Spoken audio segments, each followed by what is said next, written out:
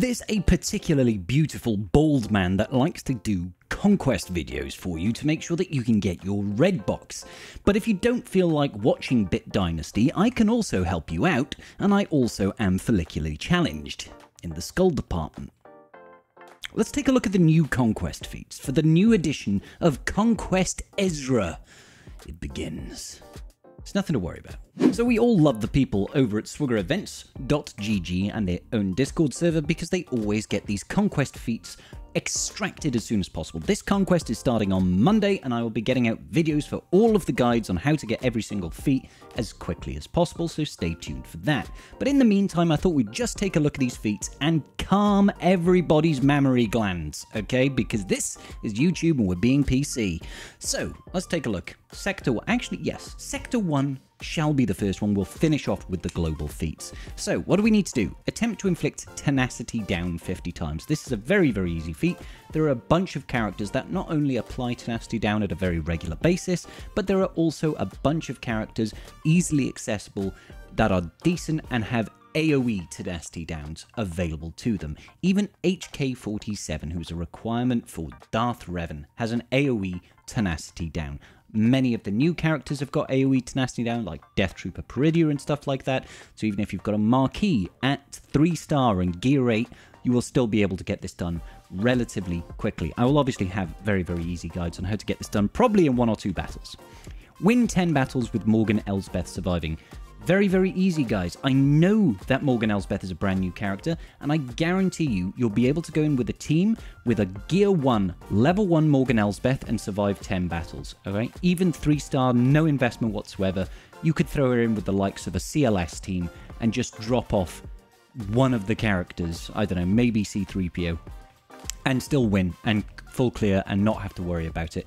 Even come back at the end and farm the bonus nodes to get these done when you've got all really strong data discs. So gaining decay 50 times is actually a really interesting mechanic. There's only one character that can actually pass decay, and that's going to be Captain Enoch.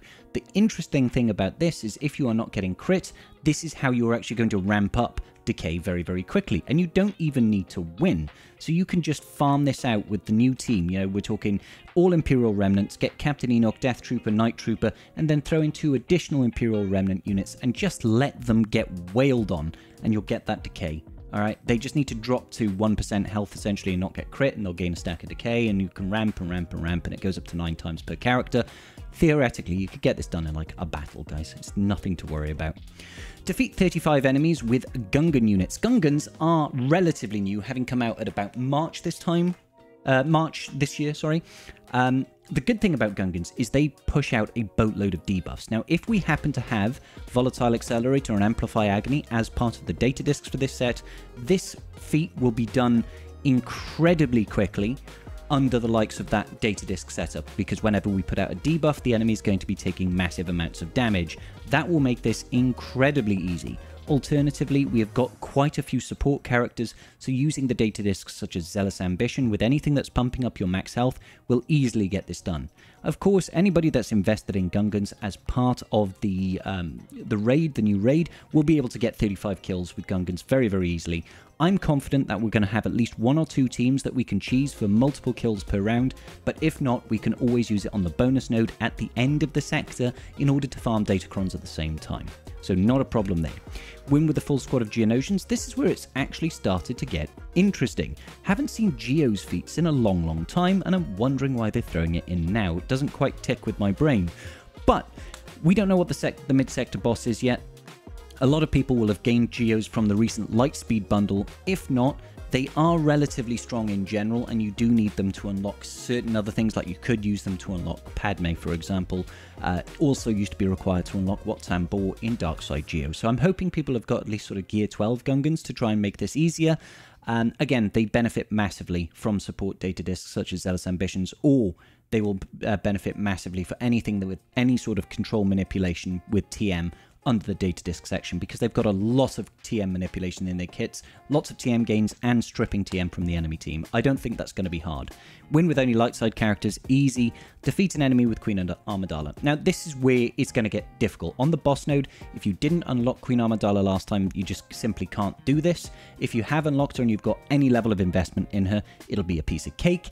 If you have unlocked her and no investment, I'm sure we'll be able to make it work with anything. Like I said, CLS is so strong in Conquest, you could probably just throw a Gear 1 Amidala under CLS and still win.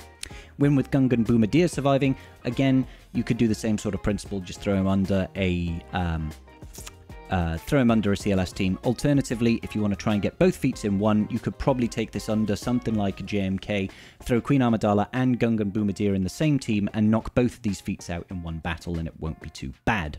Next up, we'll move on to Sector 2 then. Gain a bonus turn 50 times. There's a bunch of characters that can gain bonus turns very, very easily. For example, we can see Han Solo at the start of battle. He essentially gains a bonus turn. Grandmaster Yoda, if he's got a Jedi ally using his first special, gains a bonus turn. There's numerous other characters that gain bonus turns. Beskar Armor Mando will gain it when allies hit certain thresholds and that sort of thing. Constant bonus turns in that respect as well. General Grievous, when he loses support allies, will gain bonus turns. Pair that with Wat Tambor so you can constantly be reviving your droid allies. Lots of bonus turns to be had there. Now 50 is a lot, so I know that we are getting a deployable cooling system consumable at the end of this as part of our global feats. You might want to consider saving deployable cooling systems so you can spam bonus turns with Grandmaster Yoda. So essentially you'll do the hop, it gains a bonus turn, you'll spread your buffs, and then when he comes back around to Grandmaster Yoda's turn again, he'll be able to hop, spread buffs, hop, spread buffs, hop, spread buffs, etc, etc, etc, and you should be able to knock out 50 in one match when going up against something like a crew node or a nest or anything like that that's got a lot of survivability. Defeat 35 enemies with Morgan Elsbeth. This is where it actually gets tricky, and this is probably one of the feats that I'm going to recommend people just completely skip out on. She's a tank, she's not really going to benefit from Zealous Ambitions, she's not really going to benefit from Volatile Accelerator and Amplify Agony, and 35 enemies is a lot. I recommend people just ignore the Morgan Elsbeth one. Gaining Alert 20 times. Currently, the only guy that can gain Alert is Night Trooper with his first special. Again, if you are saving this sector to use your deployable cooling systems, for example, you could choose to ignore it and come back when you've got deployable cooling systems. Throw that in with Night Trooper, use it then maybe with Grandmaster Yoda to spread buffs so that you can gain the bonus turns, and you can also constantly decrease the cooldown of Night Trooper over time with that deployable cooling system to get that alert battle in one battle, okay? Alert in one battle. That'll perfectly be capable of being done. Attempt to inflict breach 50 times. This sounds bad, but honestly, it's really not so bad, guys. If you've got JML, Efflux is an AoE breach that does exist in the game. Alternatively, if you happen to have Inquisitorius, Fifth Brother will actually inflict breach whenever a Jedi uses a basic ability, which is kind of useful, right? So if we can find a decent Jedi team, we can retroactively get that breach to actually go through very, very quickly. Just every single time they're using a basic ability during their turn, they're going to get breached for 2 turns. Irresistible, don't have to worry, sorry, it's not irresistible, but you don't have to worry about whether it actually lands, because we only have to attempt to inflict breach on the enemy. We also have breach under Boba Fett's Sign of Django, for example, when he's using his Bounty Breaker special. That's his second special, I believe.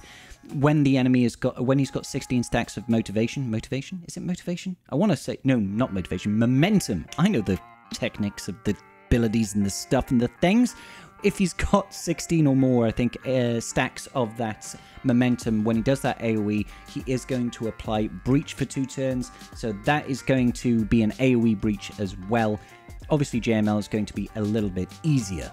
Moving swiftly on then, win with Death Trooper Peridia surviving. Again, we know that we should be able to go through these battles relatively easy. Just throw that one Death Trooper Peridia with a very, very strong team. CLS is always a good option. Failing that, having something like a BAM with Han, Chewie, and Dash team, that under a Volatile Accelerator Amplify Agony data disk setup will absolutely destroy anything, and the same thing could be said of Master Qui-Gon Jinn and OG Qui-Gon. In that instance, I would probably look to throw it under something like a JMK team or a Rey team if you happen to have them, but overall, I'm sure we'll find a very easy team to get that one done. Win with only dark side characters, I'm sure we'll get that done. Defeat an enemy with Captain Tarpals. He isn't an attacker, but many people might not have a lot of investment in him. So the benefit is, of course, that as a light side unit, you can throw it under JML and use, inherited teachings to go ahead, call him to assist to get really good damage.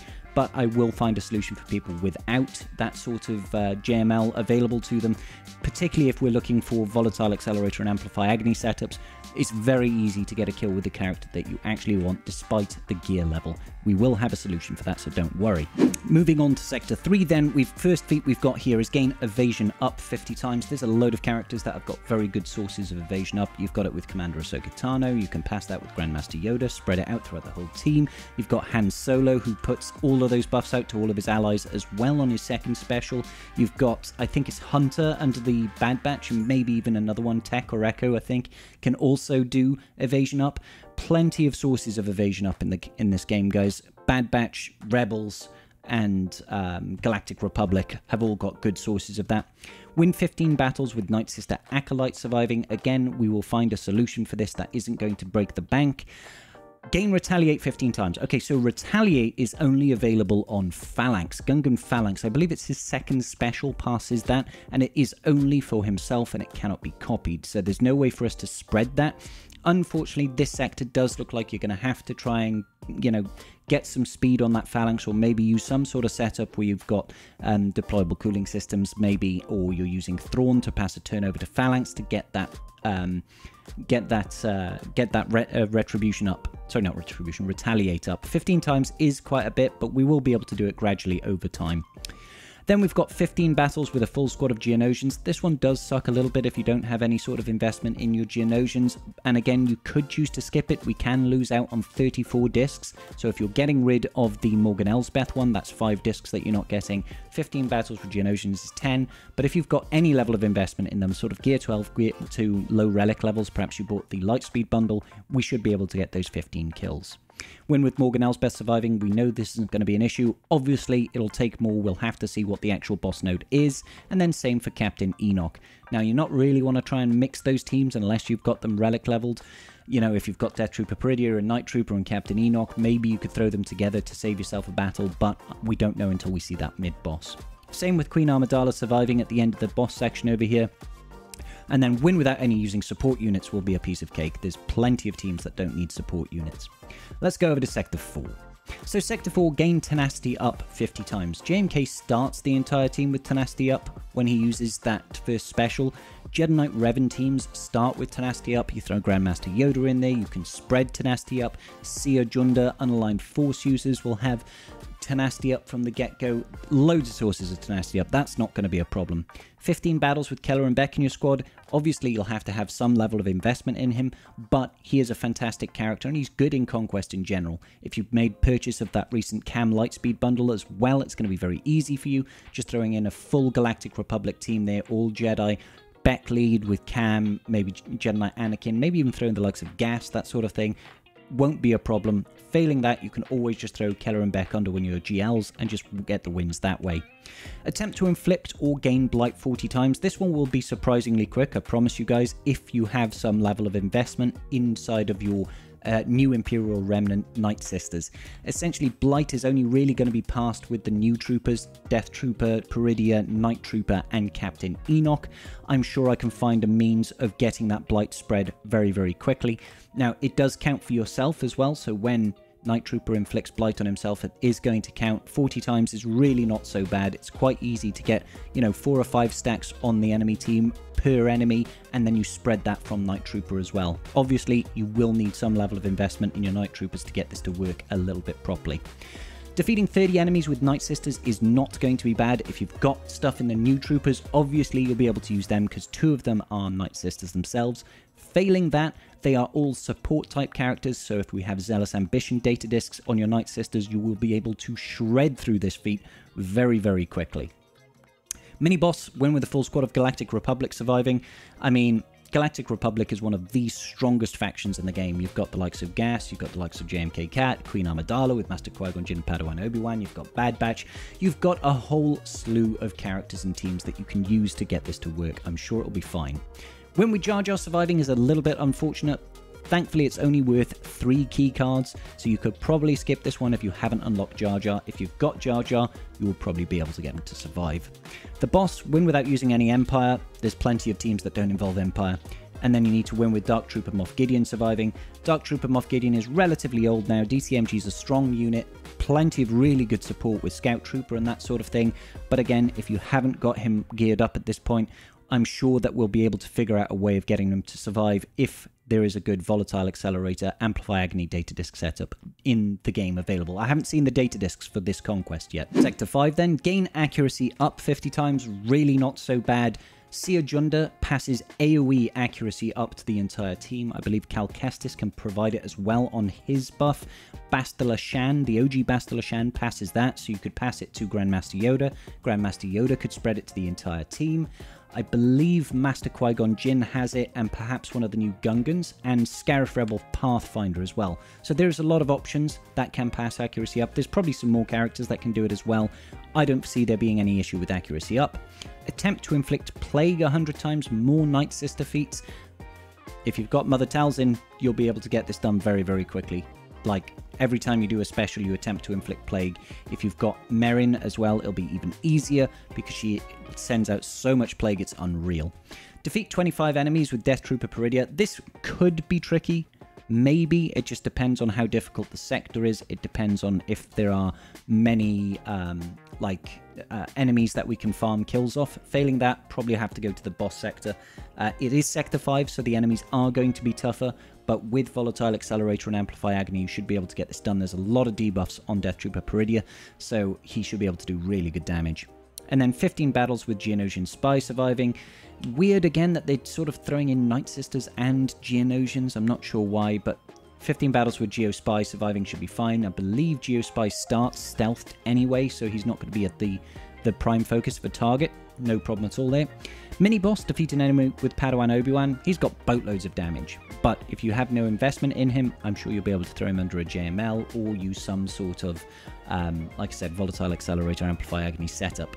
Win without using Galactic Republic, not a problem. Win with Luthen surviving. Now, obviously, if you didn't red box the previous conquest, you won't be able to do this one in the first go round. But he's a fantastically strong unit, so I'm not going to be surprised if he'll be able to clear that. And then win with a full squad of Gungans. Again, this final boss is really going to come down to data discs, guys. I will be honest, we have to see what the data discs are. I will be making recommendations as soon as I find out what is available. Finally, we've got global feats then. 250 enemies on the challenge path. We do that every time. Win 20 battles with at least a full squad of Night Sisters. Now, I believe we have in one of the sectors, it's win 15 times with Night Sisters, isn't it? Let's have a look. Oh no, it's defeat 30 enemies with Night Sister units. Apologies. But look, over the Sector 3 and Sector 4 and Sector 1 even, there's a bunch of Night Sister feats available to us, so we're just going to have to go through gradually. Night Sisters are really strong units with either Amplify Agony, Volatile Accelerator, or with Zealous Ambition setups. They are very, very strong, so I don't think that'll be a problem. Attempt to inflict stagger 100 times. If you've got Mara Jade, AoE staggers under a Palpatine team with turn meter loads, you'll be able to get that in one battle against a crew node, provided you're not doing too much damage. 20 battles with a full squad of Imperial Remnants. This should be okay if you've got DTMG. If you don't, it might be a little bit tricky. 15 key cards is a big amount to lose out on, unfortunately, but we'll have to see how that goes. Win 15 battles with at least 4 Gungans in your squad. This is not so bad. This is not so bad. If you've got like next to no investment in your Gungans, it's okay. The Gungans don't have to survive. You just need to have one character strong enough to solo the rest of the team, okay? I'm sure I'll be able to find some sort of node, maybe the bonus node in Sector 1, where we can farm these kills out to get our massively overpowered data disk, which is a decent data disk to have. And then using that data disk will get us the last feat over here. That's fine. 15 battles with Master Qui-Gon surviving. We get the deployable cooling systems consumable. Usually you get 2 of them, I think, from the feat, so that's quite nice.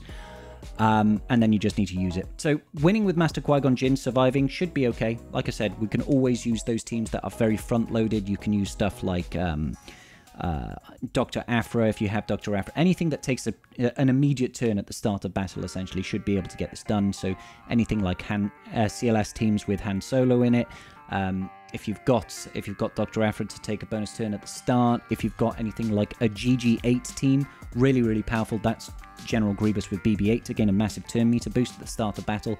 Anything like that to get the ball rolling to kill the enemy before they take a turn will help you get this. And 15 battles is not so bad. So really, guys, all I want to say is chill. Don't worry. We will be able to do these feats, no problem. Trust in your boy Scribble. He'll get guides out for you very soon. Monday evening, hopefully, I'll be able to get a guide out. Maybe Tuesday. Keep your eyes out for it. Make sure you hit that bell notification so you know when it's going live, or jump on my Discord. All my videos get announced through my Discord channel. One last thing before we go, guys. This is a big one. Thank you all so very much. We managed to hit 15,000 subscribers just recently. I'm very happy for all the support you guys have given me. Big love. Hopefully you'll continue doing it. If you do, I'm going to keep making videos for you guys, alright? Peace out, and may the Force be with you.